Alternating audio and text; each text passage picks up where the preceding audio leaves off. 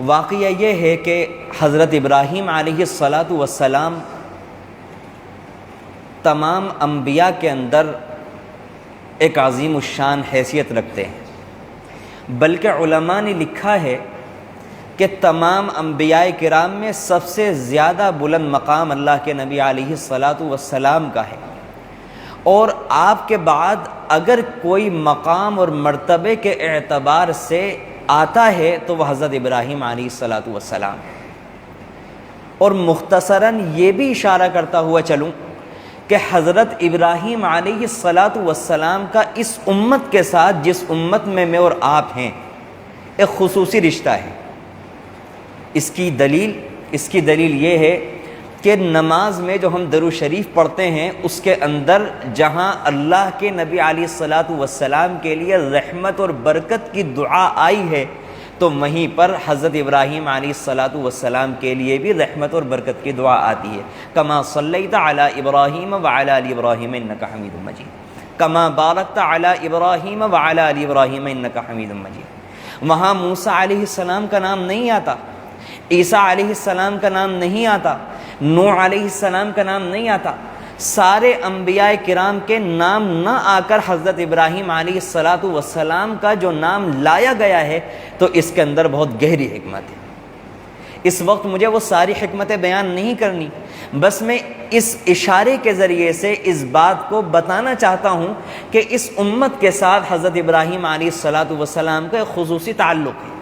اس بات کو اگر ہم ذہن میں رکھیں گے تو اس واقعے کو سمجھنے میں، قربانی کے عمل کو سمجھنے میں، اس کی حکمت اور اس کی روح کو سمجھنے میں ہمارے لیے آسانی ہوگی۔ تو چنانچہ قرآن کریم واقعہ بیان کرتا ہے کہ حضرت ابراہیم علیہ السلام ایسے نبی ہیں کہ اللہ تعالیٰ نے شروع سے ہی ان کی بڑی بڑی آزمائشیں لی، ان کو بڑے بڑے امتحانات سے گزارا۔ چنانچہ حضرت ابراہیم علیہ السلام جب اپنی آنکھیں کھولتے ہیں تو دیکھتے ہیں کہ وہ ایک بت بنانے والے بت فروش انسان کے گھر میں پیدا ہوئے۔ ان کے والد آزر صرف یہی نہیں کہ بتوں کو خدا مانتے تھے، بلکہ ان بتوں کو خود تراشتے تھے، خود بناتے تھے اور ان کو فروخت کیا کرتے تھے۔ ایسے ماحول کے اندر حضرت ابراہیم علیہ السلام پلے بڑھے، لیکن اس کے باوجود حضرت ابراہیم علیہ السلام نے کبھی بھی کسی بت کی طرف اپنا دل کا رخ نہیں ہونے دیا، اور کسی بھی اعتبار سے حضرت ابراہیم علیہ السلام کسی بھی بت کی طرف مائل نہیں ہوئے۔ وہ ایک لمبی تفصیل ہے۔ اس کے بعد مشہور واقعہ ہے کہ ایک موقع ایسا آیا کہ حضرت ابراہیم علیہ السلام اور ان کے قوم کے درمیان برابر رسہ کشی رہتی تھی، برابر بات چیت ہوتی رہتی تھی، حتیٰ کہ ایک موقع آیا کہ وقت کا خدائی کا دعویٰ کرنے والا نمرود نامی شخص، اس سے حضرت ابراہیم علیہ السلام کا مقابلہ ہوا، اور حضرت ابراہیم علیہ السلام نے اس کے سامنے ایسے دلائل رکھے کہ وہ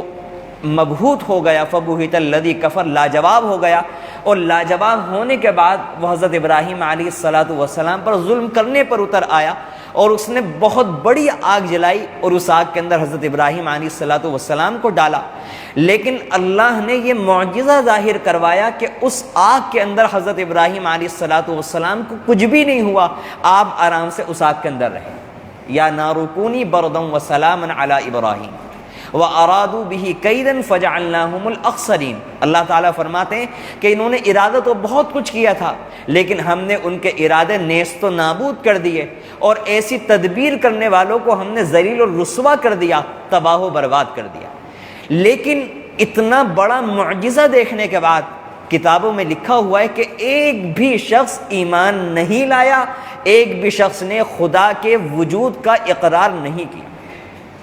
اس موقع پر حضرت ابراہیم علیہ السلام نے اللہ تعالیٰ سے دعا کی کہ اے اللہ، اب تو میں ان لوگوں سے مایوس ہو چکا، جب اتنا بڑا معجزہ دیکھنے کے بعد، میرے اتنے سالوں کی محنت کرنے کے بعد ایک بندہ بھی ایمان کے اندر نہیں داخل ہوا، اے اللہ اب میں بھی اس سرزمین پر آپ کے حکم کو پورا نہیں کر پا رہا ہوں، لہٰذا میں آپ کے اوپر بھروسہ کر کے اس سرزمین کو خیر آباد کہتا ہوں اور دوسری جگہ کا سفر شروع کیا حضرت ابراہیم علیہ السلام نے اور دوسرے ملک کا ارادہ کر لیا۔ اب اس وقت جب حضرت ابراہیم علیہ السلام یہاں سے نکلے ہیں، اب آپ کی عمر مبارک 86 سال ہو چکی ہے، 87ویں سال میں آپ کی عمر لگ چکی ہے۔ ایسے موقع پر حضرت ابراہیم علیہ السلام دعا فرماتے ہیں، رب ھب لی من الصالحین، اے اللہ مجھے ایک نیک فرزند عطا فرما دے، رب ھب لی من الصالحین، اے اللہ مجھے نیکوں میں سے ایک اولاد نصیب فرما دے۔ 87ویں برس کی عمر کے اندر اللہ تعالی حضرت ابراہیم علیہ السلام کی دعا اور پکار کو سن لیتے ہیں، قبول فرما لیتے ہیں، کیونکہ اس وقت حضرت ابراہیم علیہ السلام کی حالت پر ہم غور کریں کہ اپنا ملک چھوڑ کر جا رہے ہیں، اپنا گھر چھوڑ کر جا رہے ہیں اللہ کے نام کے اوپر، کہاں جائیں گے نہیں معلوم، کیسے لوگ ہوں گے نہیں معلوم، کس ماحول کے اندر جانا ہے نہیں معلوم، وہاں پر کیا پیشہ اختیار کرنا ہے نہیں معلوم، وہ لوگ اس سے بدتر ہوں گے، اس سے زیادہ سخت دل ہوں گے، اچھے ہوں گے، برے ہوں گے، کچھ بھی نہیں معلوم۔ صرف اللہ کے بھروسے کے اوپر وہ اللہ کا بندہ صرف اکیلا تنہا اپنی بیوی کے ساتھ وہاں سے نکل کھڑا ہوتا ہے اللہ کے بھروسے پر۔ ایسے موقع پر رب العالمین نے فوراً دعا سنی، فبشرناہ بغلام حلیم، اللہ تعالیٰ فرماتے ہیں کہ ہم نے انہیں ایک بردبار بیٹے کی بشارت دے دی، خوشخبری دے دی۔ 87 سال کی عمر، 87 سال کے ایک بوڑھے شخص، ان کا اللہ پر ایسا یقین کہ انہوں نے اپنی عمر کی طرف کوئی توجہ نہیں کی، ان کی نظر صرف اور صرف اللہ کی ذات کے اوپر تھی کہ جو اللہ جوانی میں اولاد دینے پر قادر ہے وہی اللہ بڑھاپے میں بھی اولاد دینے پر قادر ہے۔ انہوں نے صرف اور صرف اللہ کی ذات پر بھروسہ کرتے ہوئے اللہ سے مانگا اور اللہ نے اس یقین کی لاج رکھتے ہوئے اولاد دی، اور صرف یہی نہیں کہ اولاد دی بلکہ قرآن کہتا ہے بغلام حلیم، بردبار بچے کی بشارت دی۔ فلما بلغ معه السعی، اس کے بعد حضرت ابراہیم علیہ السلام کی عمر اور بڑھی اور حضرت اسماعیل علیہ السلام پیدا ہوئے، اور جب حضرت ابراہیم علیہ السلام 13 سال کے ہو گئے اور اب حضرت ابراہیم علیہ السلام 100 سال کے ہو گئے، 99 سال سے کچھ زیادہ 100ویں سال میں حضرت ابراہیم علیہ السلام ہیں، اور حضرت اسماعیل علیہ السلام 13 سال کے ہو گئے۔ اس وقت میں اللہ کی آزمائش دیکھیں اور ذرا سی دیر کے لیے تصور کرنے کی کوشش کریں، دل کے کانوں کو متوجہ کریں، دل کی آنکھوں کو اس بات کی طرف لگا کر اس منظر کو جو آج سے ہزاروں سال پہلے وجود میں آیا دیکھنے کی کوشش کریں کہ کیسی آزمائش سے اللہ تعالیٰ اپنے پیارے پیغمبر، اپنے خلیل، جن کو خلیل کا لقب دیا گیا، ان کو گزارنے والے ہیں، کہ اللہ تعالیٰ خواب کے ذریعے سے حکم فرماتے ہیں کہ یہ جو تمہارے لختے جگر، یہ جو تمہارے جگر گوشہ حضرت اسماعیل علیہ السلام اب 13 برس کے ہو چکے ہیں، اب ان کو اللہ کے نام کے اوپر قربان کر دو۔ ذرا تصور تو کریں کہ ایک باپ، اس کو حکم دیا جا رہا ہے کہ اپنے بچے کو قربان کر دو، اور باپ بھی وہ کہ جو بڑھاپے میں پہنچ چکا ہے۔ اب بڑھاپے کا باپ اور اس کی وہ اولاد کہ جو جوان ہونے والی ہے، بڑھاپے میں تنہا اگر باپ کو کوئی سہارا نظر آتا ہے تو وہ اپنی اولاد نظر آتی ہے، اور اولاد بھی وہ کہ جو اسماعیل علیہ السلام جیسی ہو، جس کو بچپن سے اللہ تعالیٰ نے بردبار ہونے کا سرٹیفکیٹ دیا ہو، جو ایک نبی کی آغوش کے اندر جس نے تربیت پائی ہو، جو ایک نبی کی اولاد ہو، اس کے اندر اللہ نے کتنی خاصیتیں رکھی ہوں گی۔ اور مزید آزمائش دیکھیں کہ اللہ تعالیٰ اگر چاہتے تو انبیاء کرام کے اوپر وحی آنے کا اللہ کا نظام ہے، اللہ تعالیٰ چاہتے تو جبرائیل علیہ السلام کو بھیج دیتے، کسی اور فرشتے کو بھیج دیتے، لیکن اللہ تعالیٰ نے کسی بھی فرشتے کو نہیں بھیجا، بلکہ خواب کے ذریعے سے دکھایا کہ حضرت ابراہیم علیہ السلام کو حضرت اسماعیل علیہ السلام کو ذبح کرنا۔ خواب تو کوئی مضبوط بات نہیں ہوا کرتی، شیطانی اثرات سے بھی خواب نظر آ جاتے ہیں، جو انسان دن بھر سوچتا رہتا ہے اس سوچ کے اثر سے بھی خواب نظر آ جاتے ہیں، جس کو قرآن اضغاث احلام کہتا ہے، وہ بھی ہو سکتا ہے۔ خواب کی تعبیر بھی ہوتی ہے، کبھی خواب میں جو چیز نظر آتی ہے تعبیر اس کے بالکل برعکس بھی ہوتی ہے۔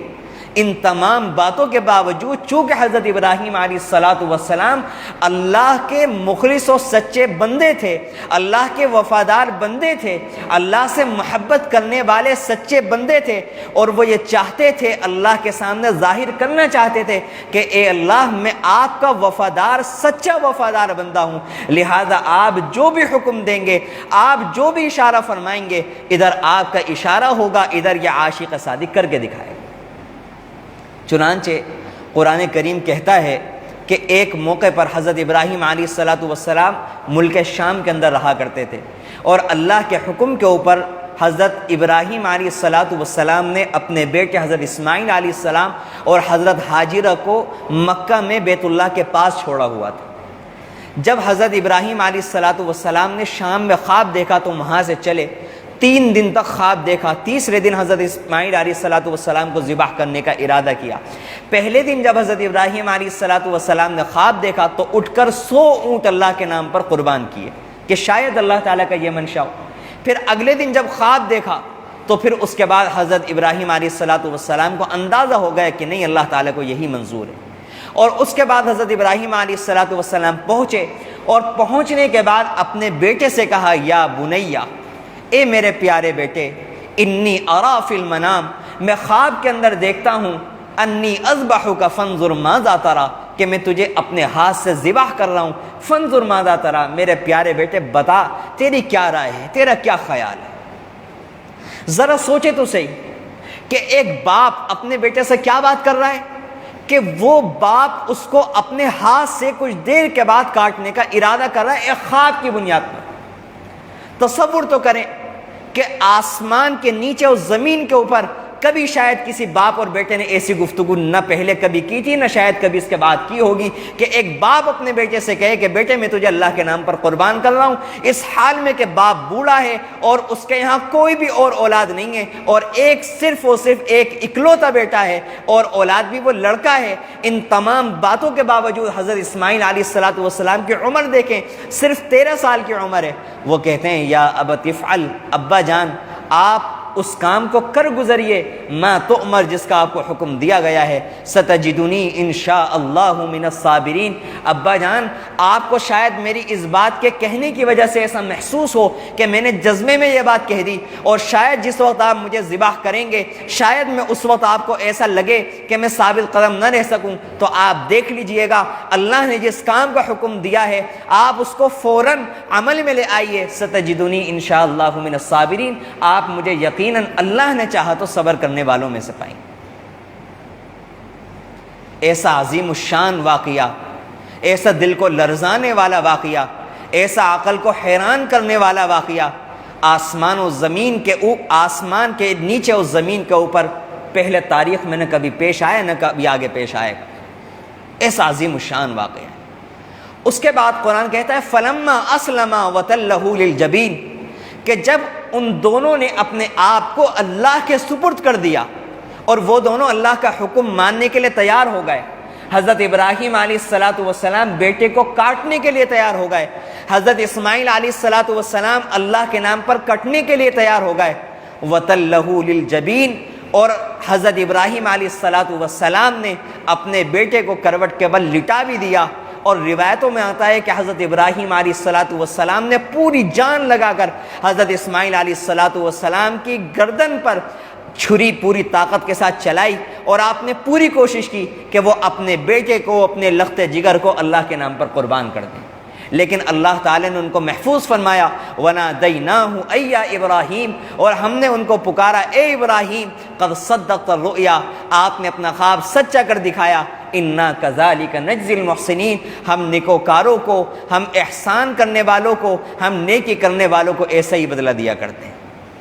اور پھر اللہ تعالیٰ نے وَفَدَيْنَاهُ بِذِبْحٍ عَظِيمٍ، ہم نے حضرت اسماعیل علیہ السلام کے بدلے میں ایک بڑا ذبح کے لیے ایک جانور، ایک ذبح عظیم جس کو قرآن کریم نے کہا، ہم نے فدیے کے طور پر وہ دیا۔ اور روایتوں میں آتا ہے کہ جب حضرت ابراہیم علیہ السلام نے گردن اٹھا کر دیکھا تو حضرت جبرائیل علیہ السلام جنت سے ایک دمبا لے کر کے آئے، اور اس دمبے کو حضرت ابراہیم علیہ السلام نے حضرت اسماعیل علیہ السلام کی جگہ قربان کی۔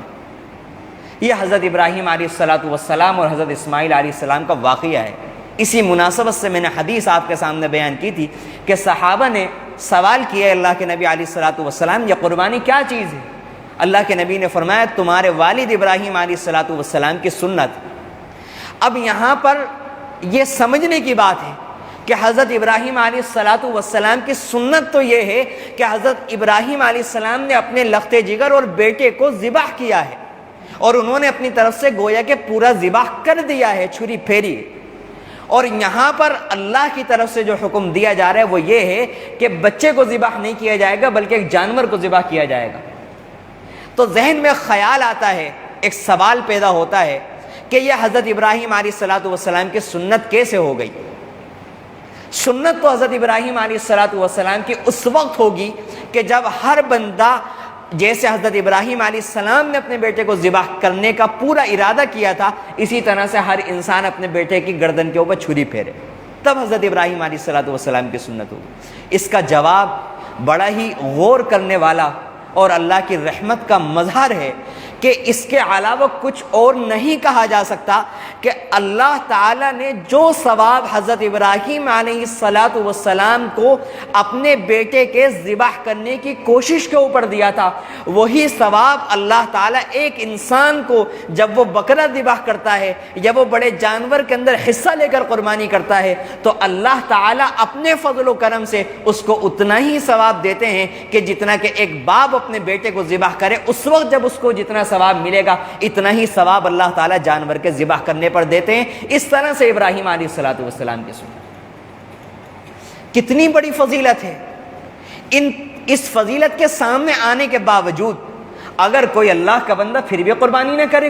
گنجائش اور وسعت کے باوجود، تو اس کے لیے کتنی بڑی محرومی کی بات ہے، کتنی بڑی شرمندگی کی بات ہے۔